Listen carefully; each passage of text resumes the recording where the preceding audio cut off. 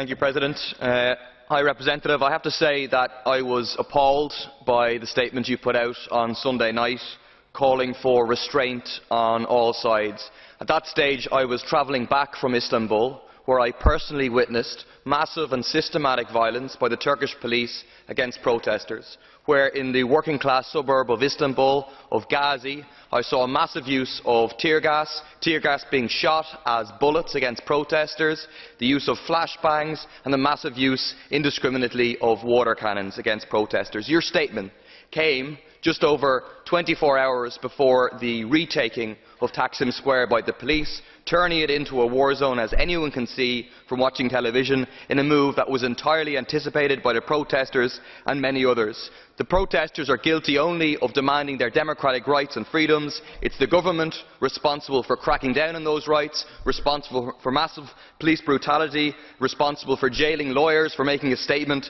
against those policies. It's the government responsible for the neoliberal and anti-environmental restructuring of Istanbul, for the repression of the Kurdish people, for the imposition of conservative policies against kissing in public, against selling alcohol, purely in order to divide and rule. The people I met in Istanbul were an absolute inspiration, and so against your advice I say to them, do not show restraint. Do not be afraid of returning to the streets, mobilising in order to demand their rights. Against Erdogan's attempt to clamp down, I support the call by Socialist Alternative and other groups in Turkey to mobilise massively next weekend, to organise for a one-day general strike and to make sure that Tayyip, istifa, that Erdogan is forced to resign. Thank you.